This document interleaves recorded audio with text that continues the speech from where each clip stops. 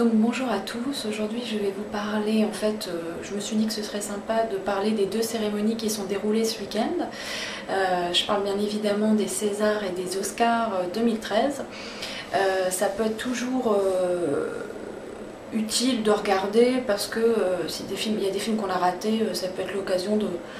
on se dit ils ont été récompensés, donc ça vaut peut-être le coup. Et puis aussi s'il y a des films qu'on aime, de se dire j'espère qu'ils vont être justement récompensés. Alors par rapport au César 2013, vraiment je dirais que c'était... alors si on aime l'humour, c'était une cérémonie vraiment, alors là, orientée complètement humour. Il y avait de très très bons gags. Je pense notamment à l'intro à la manière, vous savez, de la danse de Lambert Wilson dans Marsupilami, dans lequel il imite Céline Dion. Voilà, c'était Antoine Decaune notamment qui avait repris la chorégraphie.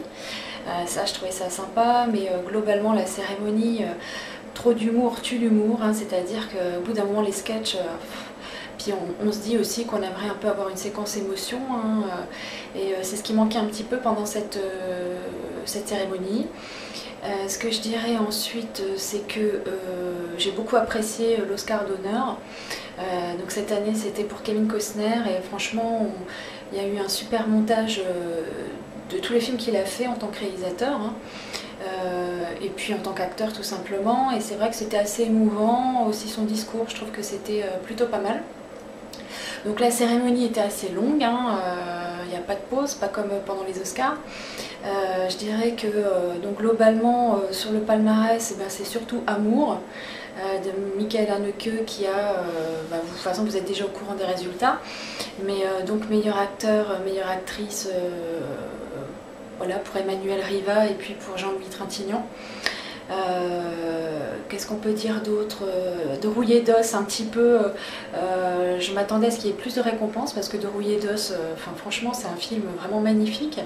Et ben voilà, Matthias Schoenaerts qui jouait le rôle principal a eu l'Oscar de la meilleure révélation, hein, sachant qu'il a il a déjà une bonne carrière en Belgique, mais comme on ne le connaît pas trop en tant qu'acteur en France, donc il a eu ce prix-là et c'est vrai que son discours était assez émouvant, j'ai beaucoup aimé. Donc globalement De Rouillé d'os, voilà un petit peu, pas trop, je crois qu'ils ont eu le meilleur scénario, mais ils n'ont pas eu meilleur réalisateur et meilleur film. C'est un peu en général ce qu'on préfère avoir, je pense. Voilà ce que je dirais sur les Césars. Donc globalement, c'était bien, c'était une belle cérémonie, mais un petit peu loin, un petit peu trop impertinent par moment. Qu'est-ce que je peux vous dire d'autre? Je fais vite parce qu'en fait j'ai pas beaucoup de batterie. Qu'est-ce que j'ai noté? Et voilà, les grands perdants en fait c'est Camille Redouble et Holly Motors qui n'ont rien eu. Et puis Patrick Bruel pour le prénom est reparti sans son César. Voilà, donc globalement on retient que c'est Amour vraiment qui a en gros tout raflé. Et voilà, puis déception surtout pour De Rouillé d'os. Voilà. Les Oscars, ça c'est... peu de gens regardent en France parce qu'il faut vraiment être... c'est en pleine nuit, hein, c'était cette nuit. Alors c'est la première fois que je regarde les Oscars. Franchement ça vaut le coup, hein. C'est-à-dire qu'on a une introduction avec un présentateur qui a de l'humour, qui nous refait un show, qui danse, qui chante. Je trouve que c'est bon enfant en fait. J'étais étonnée en fait. C'est pas si hollywoodien que ça, si snob que ça en tout cas dans la cérémonie. C'est assez...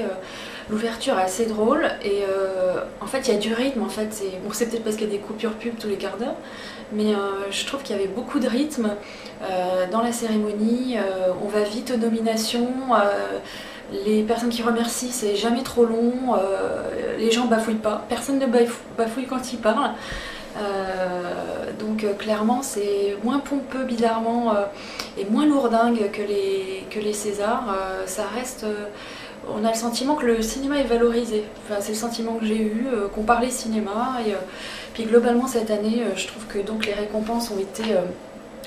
c'était les films que j'aimais, donc quelque part plutôt pas mal. Donc on a eu, alors je ne l'ai pas vu par contre, c'est le meilleur film, c'était Argo. hein, qui a été réalisé par Ben Affleck, et puis il a eu le prix pour le scénario, l'Oscar pour le meilleur scénario. Je pense que j'irai voir ce film parce que c'est vrai qu'il n'avait pas l'air mal, hein. Alors la déception, c'est pour Lincoln. Alors, vous aviez vu, je pense, ma vidéo, ma critique sur Lincoln. Lincoln, il y avait 12 nominations et ils n'ont eu que deux prix. En fait, finalement, il n'y a pas eu un grand vainqueur. Les Oscars ont été un peu répartis sur 3 films, on va dire, hein, Argo, l'Odyssée de Pi et puis Lincoln, si je dis pas de bêtises. L'Odyssée de Pi, bien sûr, meilleure photographie. Donc l'Odyssée de Pi, ils ont eu beaucoup, pas mal d'Oscars aussi, hein, parce que finalement on parlait surtout de Lincoln, mais l'Odyssée de Pi, je ne veux pas dire de bêtises, il me semble qu'ils ont eu 4 Oscars, hein, je vérifierai sinon je vous mets un commentaire si je me suis trompée. Que vous dire d'autre? Alors, je suis super contente que Christopher Waltz pour Django Unchained ait eu le meilleur second rôle. Parce que j'avais adoré, hein, franchement il jouait super bien. Pour moi il tenait le film quasiment à lui tout seul et c'est amplement mérité. Franchement Christopher Waltz, super mérité qu'il ait reçu un Oscar. Alors Amour aussi a eu le meilleur film étranger. Donc c'est pas comme The Artist hier, hein, l'année dernière, pardon, The Artist avait raflé beaucoup de choses. Là, Amour, c'était le meilleur film étranger, donc c'est un beau prix. Voilà, donc globalement, moi j'ai vraiment apprécié de regarder. J'ai pas tout regardé parce que bon, fallait se coucher vraiment tard. Mais c'était vraiment intéressant par rapport au contraste avec les Césars, hein, que les Césars ils essayent de faire pas plombant, mais du coup c'est trop d'humour finalement, c'est limite des fois un peu inconvenant. Que franchement les Oscars c'est hyper intéressant à regarder, je trouve que c'est plus rapide, le rythme est ça fait plus pro, bon équilibre entre émotion et puis humour. Et d'ailleurs pour l'Oscar du meilleur film, c'est Michelle Obama qui l'a remis elle n'était pas sur le plateau, mais elle était voilà, en direct. Et ça, c'est donc celle qui a lu l'enveloppe et tout, donc ça c'était plutôt un côté sympa. Donc voilà, donc c'était intéressant de regarder ça. Par rapport aux films qui ont été primés, je vous conseille vraiment, si vous ne les avez pas vus, c'est l'Odyssée de Pi, Django Unchained, franchement c'est génial. Amour, j'essaierai de le voir, je ne l'ai pas vu, et Argo aussi, j'essaierai de le voir. Qu'est-ce qu'on avait d'autre? Et Camille Redouble, que je n'ai pas vu décidément, voilà. Le prénom je l'avais vu, j'avais bien aimé.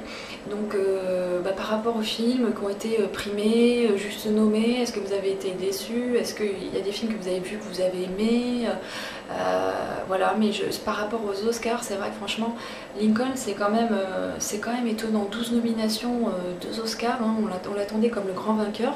Comme quoi, vous voyez, rien n'est jamais acquis. Et sinon, je voulais vous dire, il y avait aussi Flight avec Denzel Washington qui était nominé aux Oscars. Je l'ai vu hier, donc je vais vous faire une chronique. Voilà, donc je crois qu'ils n'ont rien eu, hein, je vais vérifier aussi. Voilà, bon, je vous souhaite une bonne soirée et puis je vous dis à bientôt.